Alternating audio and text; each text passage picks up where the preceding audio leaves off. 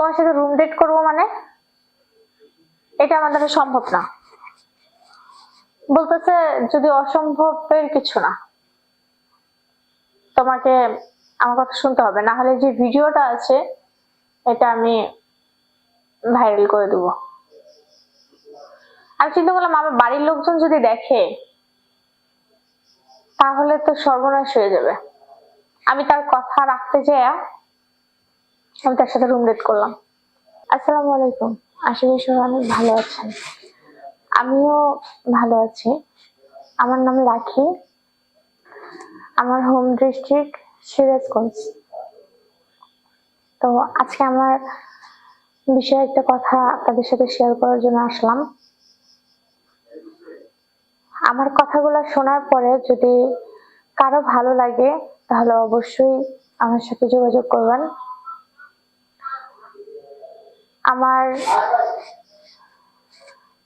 আমি আমার বাবা মার সাথে থাকতাম, আমি পড়াশোনা করি। মানুষ মাত্র বলে না যে একটা প্রাপ্ত বয়স পড়লে পর্যন্ত ভুল পথে পা দেয় বেশি। তো আমিও ভুল পথে পা দিছি। এই পথে পা দিতে যে এমনটাই ভুল করে ফেলেছি যে এখন কারো কাছে মুখ দেখাতে পারি না। একদিন আমি স্কুলে যাচ্ছি, যাই হঠাৎ করে রাস্তায় একটা ছেলের সাথে আমার পরিচয়। ছেলেটা আমার দিকে প্রত্যেকদিন তাকায়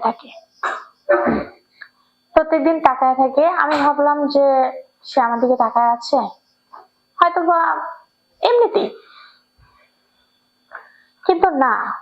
হঠাৎ করে একদিন দেখি যে সে আমার দিকে মানে কেমন জানি একটা দৃষ্টি নিয়ে তাকায় আছে।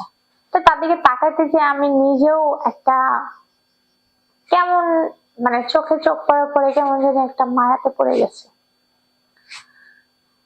হঠাৎ একদিন আমার সামনে দাঁড়ায় আমাকে বলতেছে যে তোমাকে আমার ভালো লাগে।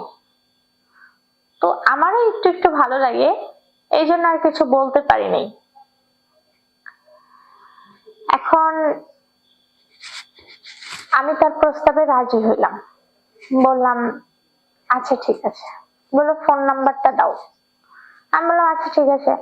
ফোন নাম্বার দিছি, দেওয়ার পরে একদিন, দুদিন, 3 দিন, এরকম মাস কয়েকখানেক আমি তার সাথে কথা বললাম। বলার পরে তার কথাবার্তা আমার সবকিছুতে মানে ভালো লাগলো, কিন্তু পরবর্তীতে যখন আমি তার প্রতি বেশি দুর্বল হয়ে গেছি তখন সে আমাকে বলতেছে যে দেখো তোমাকে একটা কথা বলবো। বললাম হ্যাঁ বলো। বলতেছে যে তুমি তোমাকে ভালোবাসো।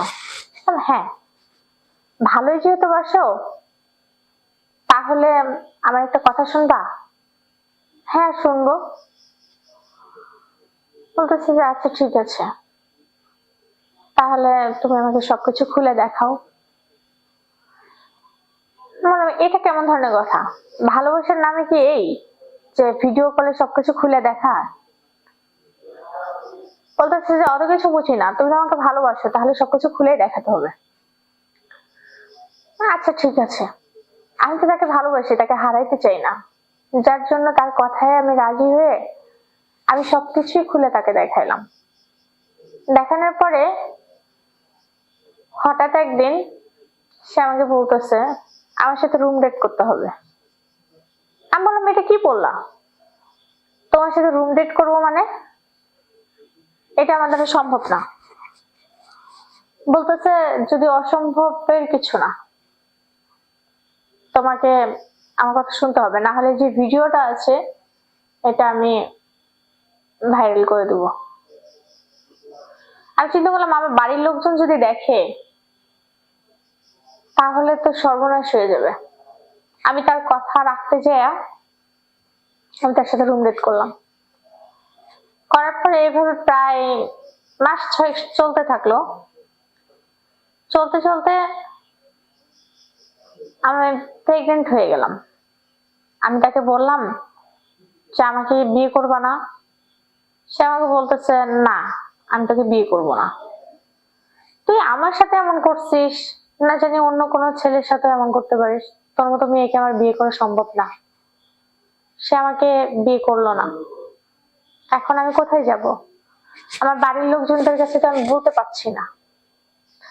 তারপরও আম্মুকে বললাম সবকিছু, যে আম্মু এই ঘটনা। সবকিছু শোনার পরে বললো, মানে একাতে আমার অনেক গালাগালি, মারধর, অনেক কিছু করলো। এখন আমার আর কিছু করার নাই, কারণ আমি তো যা ক্ষতি হওয়ার তা তো হয়ে গেছে, আমার আর কিছু বলার নাই। তখন আর কি করব? আমি বসে থাকলাম। বসে থাকার পরে চিন্তা করলাম, আমি কি নিজের জীবনটাকে শেষ করে দিব, নাকি অন্য কোনো রাস্তা? কারণ আমাকে তো এই অবস্থায় কোনো ছেলে বিয়ে করবে না। মা তো সন্তানকে তো আর ফালাইতে পারে না। সে বললো কি, বাচ্চাটা নষ্ট করে ফেলা। তো আমি আমার মায়ের কথা শুনলাম। শোনার পরে আমার অনেক চেষ্টা করে আমাকে বিয়ে দিতে পারছে না, কারণ কম বেশি মানুষ জানাজানি হয়ে গেছে একটু হলো। তখন আর কি করব?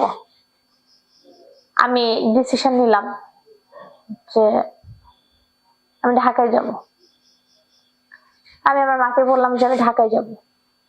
তো বললো আচ্ছা। ঢাকায় আসলাম। ঢাকায় আসার পরে আমি জব নিলাম। জব নেওয়ার পরে এখন আছি পরে একরকম। মেয়ে মানুষ তো, সংসার তো করতে হবে। কিন্তু কোনো ছেলে তো আমার, আমি চাই না কেউ আমার মিথ্যা কথা বলে কারোর সাথে আমি সংসার করি। আমি সবাইকে, মানে যারাই আমার লাইফে আসছে তাদেরকে আমি সত্যি কথা বলছি। সত্যি জানি না, যদি কেউ আমাকে ভালোবেসে বিয়ে করতে চায়, অবশ্যই আমি ওই সংসারে সুখে থাকবো। মিথ্যা বলে তো কখনো সুখ হয় না। আচ্ছা, যাই হোক, তো সবকিছু তো আপনাদের সাথে বললাম। এখন যদি এরকম কোনো ব্যক্তি থাকেন যে আমার সবকিছু জানার পরে আমাকে বিয়ে করবেন, তাহলে অবশ্যই ভিডিওর নিচে শেয়ার অপশনে ক্লিক করে হোয়াটসঅ্যাপ ইমো নাম্বার আছে, আমার সাথে যোগাযোগ করবেন।